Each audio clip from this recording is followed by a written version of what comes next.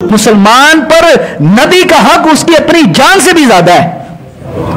कुरान ने जो कहा अन्नबी औला बिल मुमिनीना मिन अनफुसिहिम, कि नबी सल्लल्लाहु अलैहि वसल्लम का जो हक है उम्मत पर उनकी जान से भी ज्यादा है। तो हमारी जानों पर नबी पाक का जो हक है ना वो सबसे बढ़कर है। हमने इसमें फ्रांस और जर्मनी और ममालिक को नहीं देखना, हमने अपने नबी की जात को देखना है। यही किसी अरब के, और कहां गया सुदेश, कहां गए बड़े बड़े अरब के बड़े बड़े जनाब, बड़े बड़े मिंबर पर बैठकर बातें करने वाले कि उनके बादशाह के खिलाफ कोई बात कर दे तो उसका सर कलम होता है। आज नबी की इज्जत और नामूस की बारी, ये इनको चुप कहां लग गई। और लोग हमें समझाते हैं हमें वहां से दीन मिला। मैंने कहा हमें ये वाला दीन वहां से नहीं मिला। हमें जिन अरबियों से दीन मिला वो सुल्तान सलाहुद्दीन अय्यूबी का दीन था, वो नूरुद्दीन जंगी का दीन था, वो तारिक बिन जियाद का दीन था, वो अली मुर्तजा का दीन था, वो इन खुलफाए राशिदीन का दीन था कि जिनके वक्त में किसी की हिम्मत नहीं थी कि नबी पाक के बारे में कोई बात कर सके। हुजूर का हक हम पर क्या है।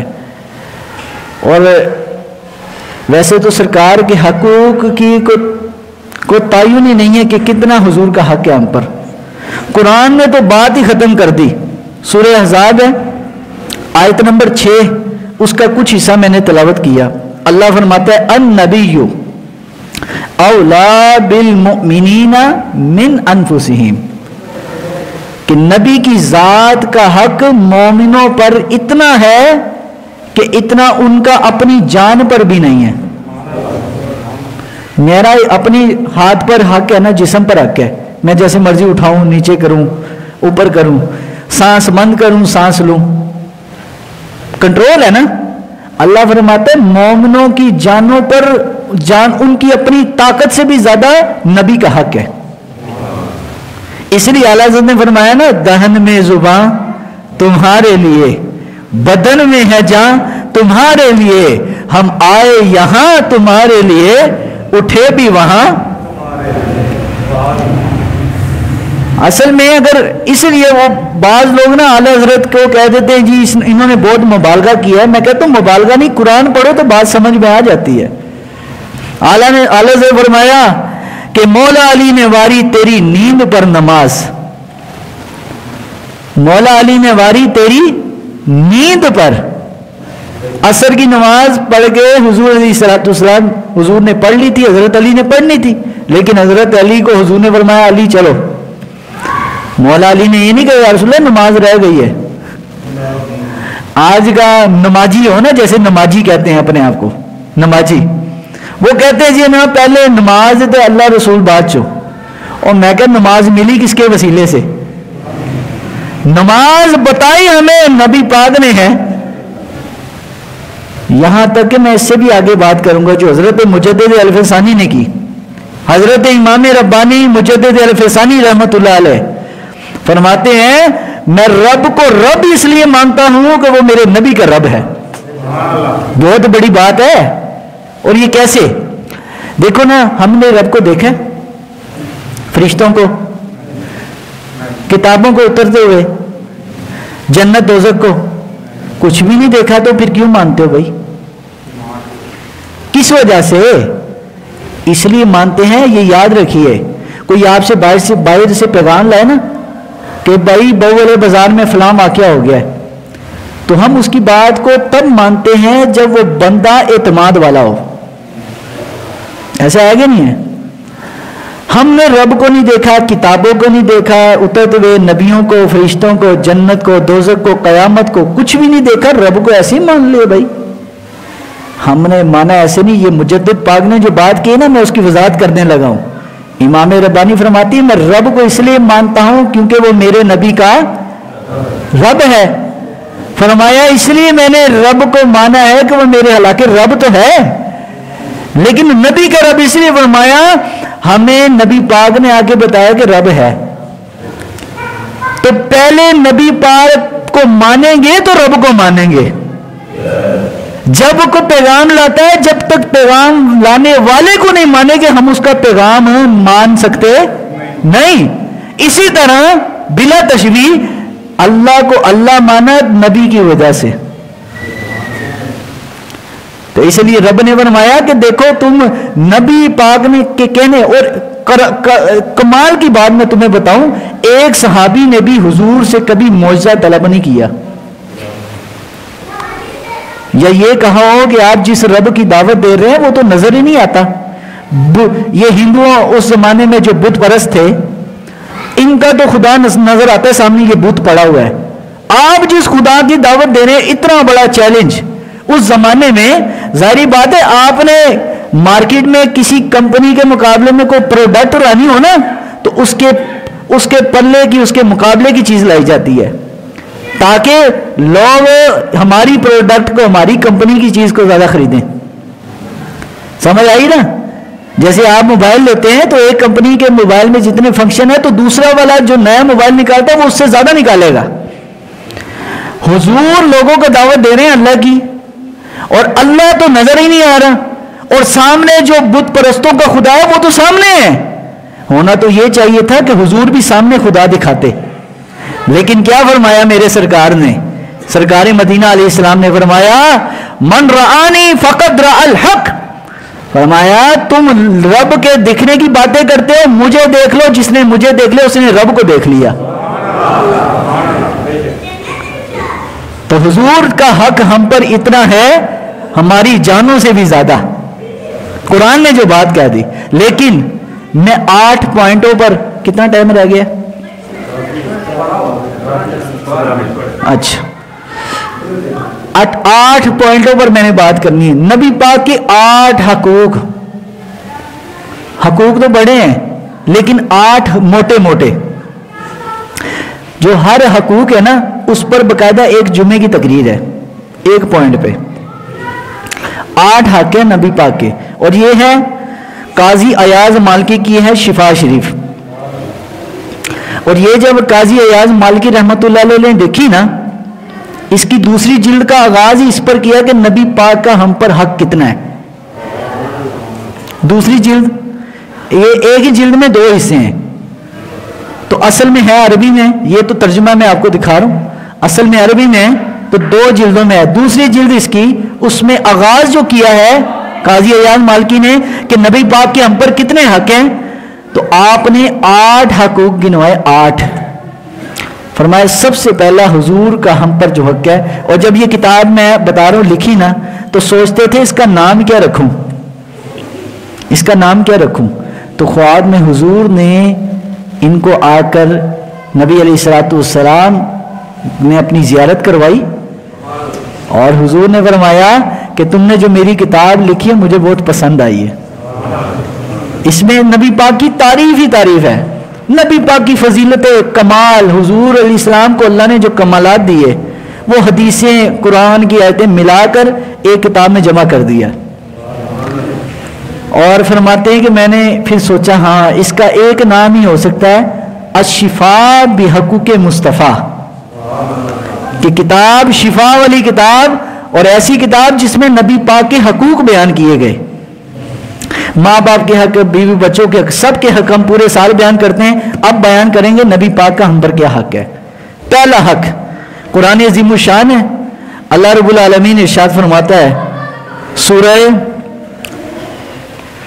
سورۃ التوبہ، اس میں اللہ تعالیٰ ارشاد فرماتا ہے کہ جس نے وَمَن لَمْ يُؤْمِن، سورۃ الفتح فرمایا وَمَن لَمْ يُؤْمِن بِاللَّهِ وَرَسُولِهِ فَإِنَّا أَعْتَدْنَا لِلْكَافِرِينَ سَعِيرًا، کہ جس نے، اللہ فرماتا ہے میرے نبی کا کلمہ نہیں پڑھا اس کے لیے میں نے جہنم کی آگ تیار کر رکھی ہے، سورۃ الفتح۔ تو نبی پاک کا پہلا حق یہ ہے مسلمان پر کہ نبی پاک پر ایمان لائے، ایمان بالرسول، ایمان جب تک نہیں لائے گا تب تک اس کا کوئی عمل قابل قبول نہیں ہے۔ تو پہلا حق ہے نبی پاک پر ایمان لانا، اور میرے آقا کریم علیہ السلام نے جو ارشاد فرمایا من قال لا الہ الا اللہ دخل الجنہ، جس نے فرمایا ایک بار کلمہ پڑھ لیا اس کے بعد اللہ کے سوا کسی کو سجدہ نہیں کیا، اللہ کے سوا کسی کو معبود نہ مانا، کلمہ پڑھ لیا اور اس پر اس کی موت آ گئی، فرمایا وہ جنت میں جائے گا۔ اور یہ حدیث حضرت ابو ہریرہ نے بڑے عرصے تک چھپا کے رکھی. آپ سے کسی نے کہا کہ آپ نے اتنا عرصہ یہ حدیث نہیں بیان کی, کیوں؟ فرمایا اس لیے کہ لوگ کہیں بے عمل نہ ہو جائیں. آج بھی لیکن یہ اس حدیث کا مطلب اب سنیے. حضرت مجدد الثانی رحمۃ اللہ علیہ نے اس حدیث کی اور زیادہ وضاحت کی ہے. فرمایا کہ یہ جو حدیث ہے من قال لا الہ الا اللہ دخل الجنہ, جس نے کلمہ پڑھ لیا وہ بالآخر کہاں جائے گا؟ جنت میں. آپ نے بڑی وضاحت کی. آپ نے فرمایا کہ جس نے بھی حضور کا کلمہ پڑھ لیا, حضور کی امت میں کتنے فرقے بنیں گے؟ 73 فرقے. ایک جنت میں جائے گا. فرمایا ایک جنت میں وہ جائے گا جو سیدھا جنت میں جائے گا, لیکن 72 وہ ہیں بدعقیدگی کی وجہ سے وہ جہنم میں جائیں گے ضرور, لیکن میرے نبی کا کلمہ جو پڑھا ہوگا نا ایمان بالرسول کی برکت سے بالآخر وہ بدعقیدہ بھی جنت میں جائے گا. اب میں یہ نہیں کہتا وہ دیوبندی ہوگا, وابی ہوگا, شیعہ ہوگا, کوئی بھی ہوگا, یہ اس کی میں بات نہیں کر رہا. بات کر رہا ہوں کہ جس نے حضور کا کلمہ پڑھ لیا, کسی بھی مکتبہ فکر میں ہے, کسی بھی فرقے میں ہے, اللہ کو وحدہ لا شریک اور نبی پاک کو رسول مانتا ہے, تو بالآخر وہ کہاں جائے گا؟ سزا پوری کرنے کے بعد جائے گا ضرور.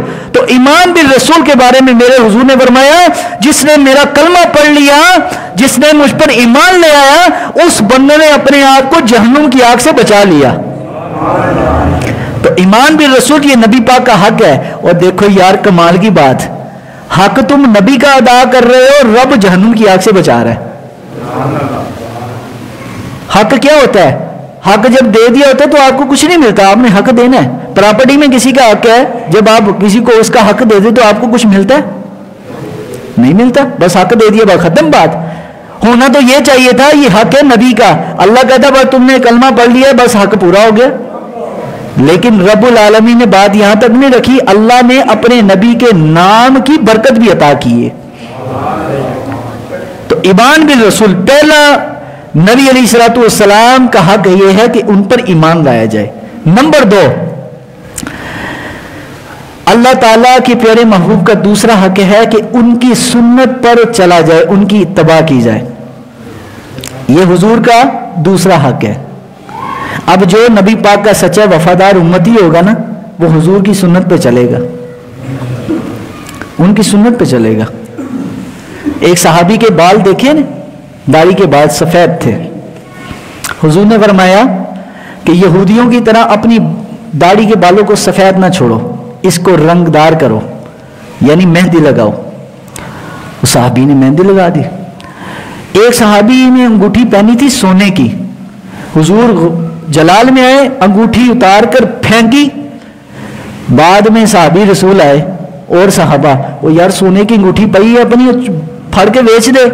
انہوں نے کہا نہ, جس کو میرے نبی نے چھوڑ دیا اس کو میں نہیں پکڑ سکتا. تو قرآن نے بھی یہ کہا قل ان کنتم تحبون اللہ فاتبعونی یحببکم اللہ. اے حبیب آپ فرما دیجئے ان کو, یہ یہودی اپنے آپ کو کہتے ہیں ہم اللہ کے پسندیدہ لوگ ہیں, ہم اللہ کے قریب لوگ ہیں, ہم اللہ کے محبوب ہیں. یہودی اپنے آپ کو بڑا فخر کرتے تھے کہ ہم نبیوں کی نسل میں سے ہیں. اللہ نے فرمایا حبیب آپ فرما دیجئے اگر تم اس بات کا دعویٰ کرتے ہو ہم رب کے محبوب ہیں, تو میرے محبوب کی اتباع کرو, ان کے نقش قدم پر, ان کی سنت پر چلو, اللہ تمہیں اپنا حبیب بنا لے گا. اللہ کے تم پیارے ہو جاؤ گے اتباع کرنے. خود بتاؤ جس نبی کے نقش قدم پر چلنے سے بندہ رب کا محبوب بن جاتا ہے, جس نبی کی سنت پر چلنے سے بندہ رب کا محبوب بن جاتا ہے, تو خود بتاؤ اگر محبوب کے نقش قدم پر چلنے والے سے رب کو اتنا پیار ہے تو خود محبوب سے کتنا پیار ہوگا. تو سرکار مدینہ علیہ السلام کی ذات کا جو بندے پر, مسلمان پر, کلمہ گو پر تیسرا حق ہے وہ ہے سنت پر چلنا. صحابہ تو اس رستے سے گزرتے نہیں تھے, اس رستے سے جہاں سے نبی پاک نہ گزرے ہوں.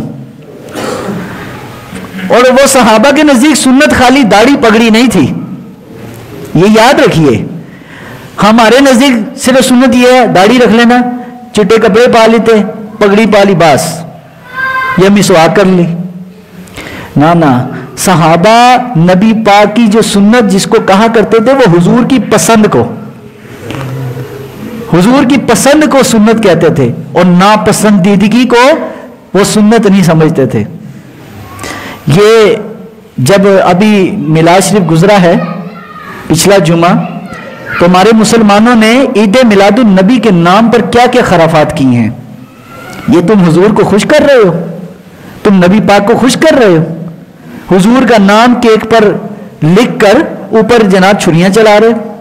اول تو میں اس کیک والے سسٹم کے خلاف ہوں. یہ کوئی ثواب والا کام نہیں ہے، نہ تو نبی پاک نے کیا، نہ ہم نے، نہ صحابہ سے ثابت ہے. ہاں تم اپنے طور پر کوئی خوشی منا رہے ہو، لیکن اوپر گنبد خضرا بنایا، اوپر خانہ کعبہ بنایا، اوپر کیک کے ساتھ جناب چھری چلا رہے اوپر. نبی علیہ السلام کے روزہ مبارک کی تشبیہات بنا کر پہاڑیوں پر، اور اوپر جناب نعوذ باللہ جب رات گزر گئی پہاڑی ختم ہوگی اس کو جناب ٹھڈے مار کے نعوذ باللہ ختم کر رہے ہیں. اس طرح کی خرافات مسلمانوں نے کی ہیں. اور بھائی اول تو جو کام سنت میں نہیں ہے نا چھوڑ دو اس کو، اس میں برکت نہیں ہے. اپنی طرف سے لاکھ مولوی بھی کئی رستے نکال دیتے ہیں. ایک مولوی صاحب کو دیکھا وہ پہاڑیوں کی ترغیب دے رہے تھے. میں نے کہا پہاڑیوں کی ترغیب اگر دینی ہے تو کچھ آداب کے ساتھ دو، کچھ آداب بھی ہونے چاہیے. یہ نہیں پہاڑیاں بنا اور رات کو عورتوں مردوں کا مجمع لگا ہے. یہ تم حضور کی خوشی کے نام پر کیا خرافات کر رہے ہو؟ جو نبی نے کبھی کسی غیر محرم عورت کو نہیں دیکھا، اس نبی کے نام پر تم خوشیاں اس طریقے سے منا رہے ہو کہ عورت اور مرد جمگٹا لگا ہوا ہے، رات کو گانے لگے ہوئے ہیں، ڈانس ہو رہا ہے، ڈھول بج رہے ہیں. یہ میری باتیں کئی لوگوں کو کڑوی لگتی ہیں، کئی نمازیوں کو، اور کئی مجھے نمازی وابی بھی کہتے ہیں وابی ہے مولوی. میں کہتا ہوں اگر سنی نہیں نا، پھر کسی ماں نے سنی پیدا نہیں کیتا. ہمیں لوگ کہتے ہیں یہ سنی نہیں ہے، اور بھائی اگر اسی سنی نہیں ہے تو پھر کون ہے سنی؟ یہ وابی سنی کی بات نہیں ہے، بات ہے اصول کی، کہ حضور نے جو چیز منع کر دی ہے، جب نبی پاک نے منع کر دی پھر تم کیوں کر رہے ہو بھائی؟ تو حضور کا یہ حق ہے کہ حضور کے طریقے پر چلا جائے. اچھا وہ طریقے تک چلنا کوئی نہیں، چلنا ہوں تو اپنی مرضی اپنی خواہشات کو خدا بنایا. قرآن نے کیا کہا؟ اللہ تعالیٰ کیا فرماتا ہے قرآن میں؟ وَلَا تَتَّبِعُوا الْهَوَىٰ، خواہشات کی پیروکار کی پیروی نہیں کرنی. خواہشات کا پجاری، اپنا من راضی کرنے والا، اپنے رانجے کو راضی کرنے والا، میں جو کہہ رہا ہوں یہی دین ہے. بھائی یہ دین نہیں ہے. اصل دین حضور نے فرمایا قیامت کے قریب قریب لوگ، حضور نے فرمایا کہ قرآن پڑھنے والے تو بڑے ہوں گے، قرآن سمجھنے والا بہت کم لوگ ہوں گے. یہ قیامت کا قریبی دور ہے. میلاد النبی پہ شعر و شاعری بھی ہوگی، نعت خوانی بھی ہوگی. قرآن کی آیتیں پڑھ کے کس نے بتانی ہیں؟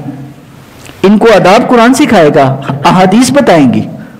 تو بڑی بڑی خرافات ہوئی ہیں، اور پھر لوگ ہمیں دکھاتے ہیں دیکھو جی تسی سنی ہے کی کر رہے ہو. ہمارے پاس بھی جواب نہیں ہوتا، ہم کیا کریں؟ ہم تو سمجھا رہے ہیں نا آپ کو. تو بعد میں اعتراضات ہم پر ہوتے ہیں، مولوی صاحب تسی اپنے آپ میں سنی کہندے ہو، دیکھو تاڑے لوکی کی کر رہے ہیں. لوگ مولویوں کی مانے تو سیدھے رستے پر آئیں گے نا. علماء کے ساتھ ان جن کی مجلس ہے نا، جو علماء کے پاس اٹھتے بیٹھتے ہیں، وہ ان کاموں سے بچتے ہیں.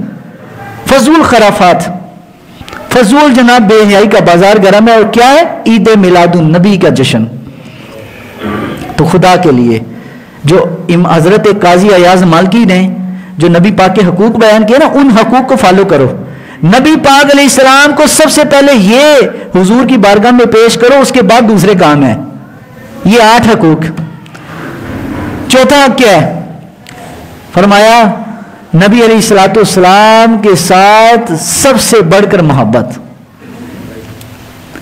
لا یؤمن احدکم حتی اکون احب الیہ من والدہ وولدہ والناس اجمعین. حضور نے فرمایا تم میں سے تب تک کوئی مومن ہو ہی نہیں سکتا جب تک اپنے بیوی بچے جائیداد اور سب سے بڑھ کر، حضور نے فرمایا مجھ سے پیار نہیں کرے گا، تب تک وہ مومن ہی نہیں ہو سکتا. وہ چاہے لاکھ نمازیں پڑھے، لاکھ سب کچھ کرے، کچھ بھی نہیں ہو سکتا جب تک حضور صلی اللہ علیہ وسلم کے ساتھ کٹر، جیسے ہوتے ہیں نا کٹر، کہ بڑا کٹر قسم کا بندہ ہے، یعنی بڑا سخت نظریاتی آدمی جس کو اپنے نظریے کے علاوہ کچھ بھی نظر نہ آئے، وہ لوگ ہوتے ہیں کٹر. تو قرآن نے اور حدیث نے ہمیں کٹر نبی پاک کا غلام بننے کا کہا ہے. اور غلام خالی نعروں سے پہاڑیوں سے نہیں بنیں گے صاحب. غلام بنو گے تو حضور صلی اللہ علیہ وسلم کے طریقے اور نقش قدم اور احکامات کے مطابق. اگر نہیں اس پر چلو گے تو آپ کی اس کسی عمل کا کوئی فائدہ نہیں ہے, کچھ فائدہ نہیں ہے.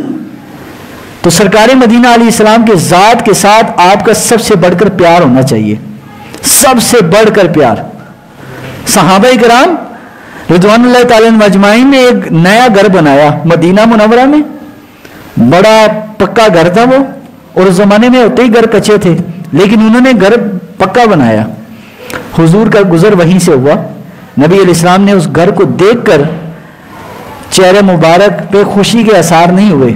منع بھی نہیں کیا نا, منع بھی نہیں کیا تھا کہ کیوں بنایا, بس پوچھا کس کا گھر ہے, عرض کہ حضور فلاں صحابی کا. حضور گزر گئے, اس صحابی کو بتایا بھائی سرکار تیرے گھر کے باہر سے گزرے, اور دیکھ کر حضور خوش نہیں ہوئے. یہ نہیں کہا کہ سرکار نے فرمایا کہ بھائی اتار دو یہ گرا دو, نہیں. وہ صحابی نے جناب پکڑے اوزار اور گھر کو برابر کر دیا. پھر حضور کا گزر اسی جگہ سے ہوا تو نبی علیہ الصلوۃ والسلام نے فرمایا یہاں گھر ہوتا تھا کہاں گیا. عرض کیا حضور آپ نے جو دیکھ کر خوشی محسوس نہیں کی, آپ کے غلام نے کہا ہمیں ایسا گھر ہی پسند نہیں ہے جس سے نبی راضی ہوں. یہ ہے حقوق مصطفیٰ. حضور کا حق تو یہ ہے نا, نبی علیہ السلام کا حق تو یہ ہے. محمد کی غلامی دین حق کی شرط اول ہے, اگر ہو اس میں خامی تو سب کچھ نامکمل ہے. حضور کی غلامی تو اس چیز کا نام تھا, اور آج مسلمانوں نے غلامی رسول کس کو یہ نام کس کو دے دیا. تو سب سے بڑھ کر حضور کی ذات کے ساتھ پیار. اور آج یہ امت عجم والے, یہ اجمیوں کی میں بات کر رہا ہوں, ہمیں جو کلمہ پڑھنا نصیب ہوا ہے نا, یہ حضرت علی کے آخری زمانے میں امام حسن حضرت امیر معاویہ کے دور میں اسلام یہاں تک پہنچا. یہ خراسان پشاور تک یا بلوچستان کا علاقہ یہ تب مسلمان ہوا ہے. ہمیں دین بعد میں ملا ہے, لیکن الحمدللہ اجمیوں نے نبی پاک کی عزت اور ناموس کے لیے سب سے پہلے آواز اٹھائی ہے. آج لوگ عربیوں کا بڑا نام لیتے ہیں کیونکہ ان کو ایڈ آتی ہے عرب سے. ان کے مولویوں کو جمعے پہ جو دیگیں چڑھتی ہیں ان کی مسجدوں میں ان کو پیسہ ملتا ہے. آج بات کر کے دکھائیں نا دبئی کے شیخوں کے بارے میں, آج سعودیہ کے جو بڑے حکمران ہیں ان کے بارے میں بات کر کے ذرا دکھائیں کہ انہوں نے فرانس کے بارے میں کیا اپنا آفیشیل بیان دیا ہے. الحمدللہ یہ اعزاز پاکستان اور ترکی کا ہے جنہوں نے نبی پاک کی عزت و ناموس کے لیے سب سے پہلے آواز بلند کی.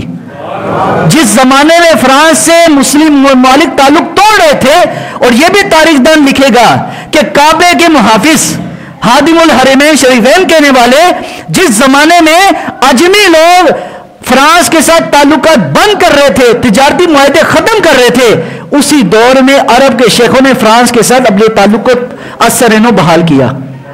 اور تصویریں بھی آ چکی ہیں, میں کل دیکھ چکا ہوں.